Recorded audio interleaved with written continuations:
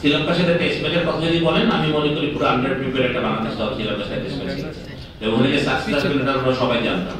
মানে আপনি টেস্ট লাল বলের খেলা is difficult, it's not that easy. ছেলেরা এখন আর রেগুলার লাল বলে আমাদের যে বাংলাদেশের ওরকম খেলা হয় না।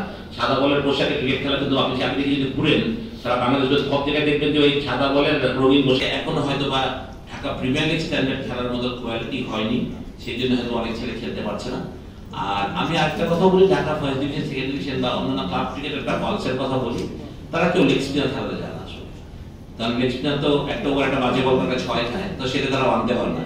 আপনি যদি সেকেন্ড ডিভিশন থার্ড ডিভিশন খুব ভালো ফলো করেন তাহলে দেখবেন ওইখানে একটা স্পিনাররা 10 বলে 18 রান দেয় বা 15 রান দেয়, মানে এক উইকেট থেকে তারা লেগ স্পিনার লেফট স্পিনারদের ডমিনেশন দেয়, রাইট?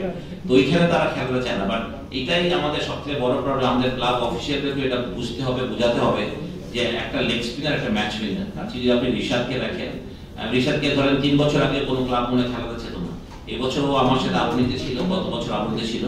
আমার আবুনি যেভাবে স্ট্রং আছে আমি ভাবলাম যে রিশাদ এখানে খেলা ডিফিকাল্ট, তো আমি শাহিনপুকুরে ওকে বলি যে তুই শাহিনপুরে খেল, এবং আমি শাহিনপুর ক্লাবকে একটা কথাই বলে যেতে বলি রেগুলার খেলে, এই শর্তেই আমি ছাড়তে রাজি হয়েছি। এবং রিশাদ খেলেছে এবং রিশাদ কিন্তু মাশাআল্লাহ 10টা ম্যাচ খেলে প্রায় 23টার মতো উইকেট পেয়েছে। শাহিনপুরের অনেক ম্যাচ জয়ের অবদান ছিল। তাকে একটা স্পিনার যে একটা ম্যাচ উইনার এটা আমরা অনেক সময় ভুলে যাই।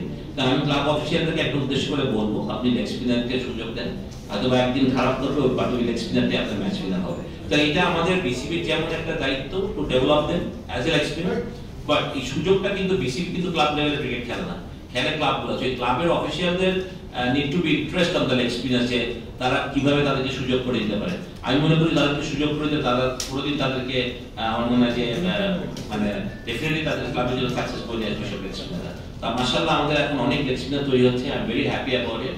বাট একটা প্রপার নার্সিং এর অভাব ছিল আমাদের হয়তো না, এই জন্য আমরা লেগ স্পিনার কোচ একটা নিয়ে এসেছিলাম ডেভেলপমেন্টে। আর আই এম ভেরি হ্যাপি যে মুশতাক ভাই আমাদের সাথে জয়েন করেছেন senior expert coach in national team. আমি মনে করি উনি যদি একটা লং টার্ম আমাদের বিসিবির সাথে থাকেন, তা আমাদের মনে হয় এখান থেকে আমরা বলতেই পারি যে ইন ফিউচার আমরা বেশি লেগ স্পিনার তৈরি করতে পারবো। I am very hopeful about it. ভাই যখন বাংলাদেশ দল ন্যাশনাল টিম টেস্টে বা টি20 খারাপ করে, এটা কথা হচ্ছে যে পাইপলাইনটা স্ট্রং করতে হবে। পাইপলাইন মানে হচ্ছে তো গেমসে শুরু হয়, মাঝে আরেকটা ফেজ আছে, তো সেখানে অবশ্যই স্কুল ক্রিকেট দেখছি গত কয়েক বছর ভালো করছে, ভালো প্লেয়ারদের একটা কিছু নাম বলবেন তারা ভালো করছে। তো এখানে কি আরো কিছু বিষয় স্ট্রং করা দরকার আছে, তাদের বাইরে ইনক্লুড হোক বা তাদের আরো ফিজিক্যালি স্ট্রং করা হোক বা স্কিল ডেভেলপ হোক, সেটা কি আর ঘাটতি থাকছে না, ডেভেলপ করার জায়গা আছে নাকি এটা পরে কোর্টে এসে করবে? আমরা জুনিয়র লেভেলে আমি একটু বলতে পারি যে আমার ক্যারিয়ারটা ডেভেলপমেন্ট পর্যন্ত বিচি আন্ডার 19। তো আন্ডার 19 তো আমরা সাকসেস দিয়েছি বাংলাদেশকে। তো উই ক্যান সে যে আমাদের পাইপলাইনের মাধ্যমে প্লেয়ার আসছে, 9 ওয়ার্ল্ড কাপ চ্যাম্পিয়ন, যে কোনো ব্যাপারে পুরো চাকরিকারী কথা নয়, স্টাফ। সাউথ আফ্রিকার একটা দেশে আমাদের বাচ্চারা ওখানে ওয়ার্ল্ড কাপ চ্যাম্পিয়ন হচ্ছে, আমরা লাস্ট এশিয়া কাপেও দুবাই আমরা ওখানে চ্যাম্পিয়ন হয়েছি, আমাদের ছেলেরা দারুণ পারফর্ম করেছে। আমাদের যে পাইপলাইন নেই কথাটা ভুল, বাট এর পরের স্টেজে যে এটা আমার কন্ট্রোলে নেই।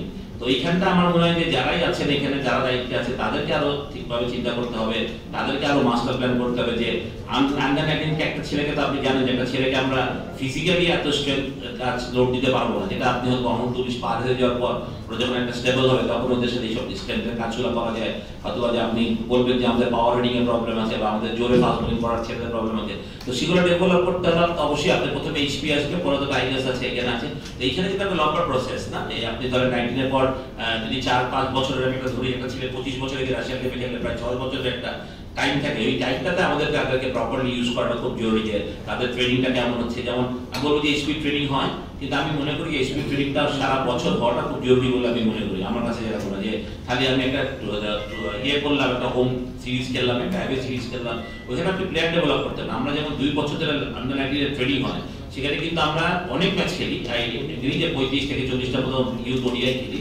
বাট আমাদের ট্রেনিং সেশন কিন্তু অনেক থাকে এবং আমরা বিভিন্ন জায়গা থেকে ট্রেনিং করাই, আমরা কোনো সময় বিভিন্ন জায়গায় গিয়ে ট্রেনিং করি।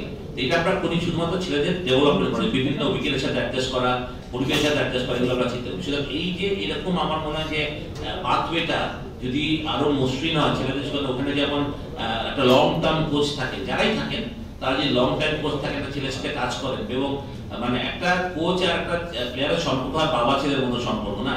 তো এখানে যদি বাবা 3 মাস থাকে তো প্রবলেম, বাবাকে 12 মাসই ছেলের সাথে থাকতে হবে, সত্যি কথা বলতে গেলে। That's what I understand. আমি মনে করি এই জন্য এখানে লং টার্ম চিন্তা করলে আমি মনে করি যে আমাদের এই প্রবলেমগুলো থেকে আমরা বের হয়ে আমি মনে করি যে আমরা যখন ন্যাশনাল টিমে যখন এই 19 ছেলেটা যাবে তখন হি উইল বি মোর মানে আমি বলবো যে স্ট্রং এন্ড স্কিলফুল, সত্যি কথা বলতে গেলে বাংলাদেশ দল ছিল এবং ওখানে যে সাকসেস এটা আমরা সবাই জানতাম। মানে আপনি টেস্ট লাল বলের খেলা is difficult, it's not that easy. ছেলেরা এখন আর রেগুলার লাল বলে আমাদের যে বাংলাদেশের খেলা হয় না, সাদা বলের পোশাকে ক্রিকেট খেলা, কিন্তু আপনি চাকরি যদি ঘুরেন তারা বাংলাদেশের সব জায়গায় দেখবেন যে ওই সাদা বলের রঙিন পোশাকে খেলা হচ্ছে। সেটা ওই লাল বলের যে একটা চর্চাটা কিন্তু কমে যাচ্ছে আস্তে আস্তে।